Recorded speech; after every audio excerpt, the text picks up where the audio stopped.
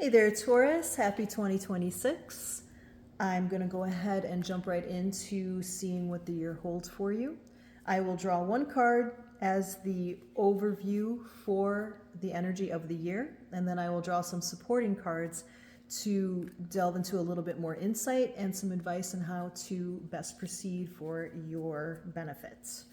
All right, Taurus, let's see what is going on for you this year. Three of Pentacles, okay. So Three of Pentacles is about working with others to see how successful you can be.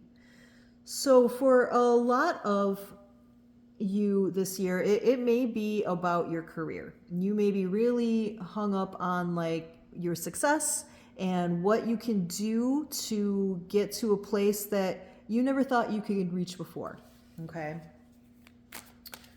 Take a look at what else there is.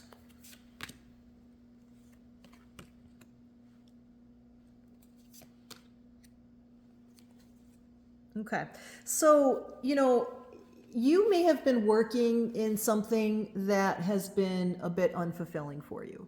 Okay, you may have been in a role in particular where you've been feeling, like you are stuck. Like you can do so much more, but what's kept you there has been, just the familiarity, but also just, the need for the money and the paycheck, and, maybe the amount of time that you've been there.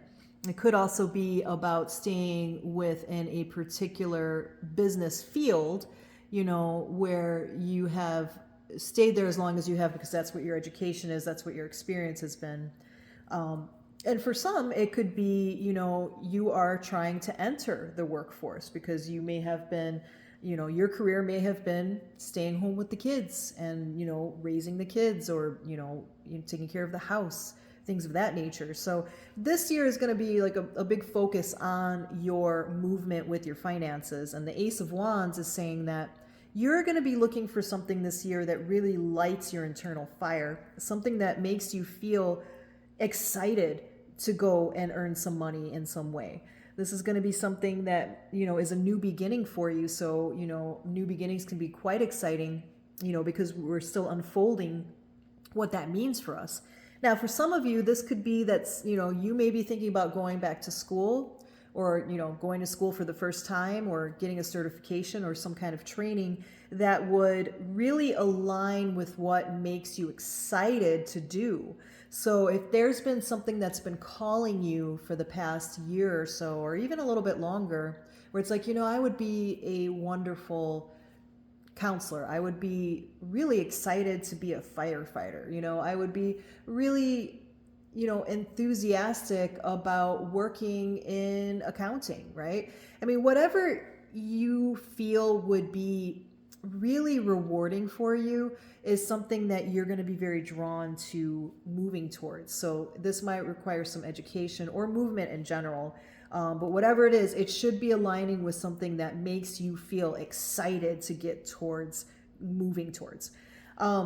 The Page of Cups is saying that, these are messages. So this could be that you are going to be sending out, requests for information. You may be, looking for, information while researching. This could also be about people reaching out to you about opportunities that would align more with your passions here. So for some of you guys, this could be that, you've been stuck in a job for a long while and it pays well. But for you, it's just not fulfilling. You know that there's skills untapped in you that, you would really love to use.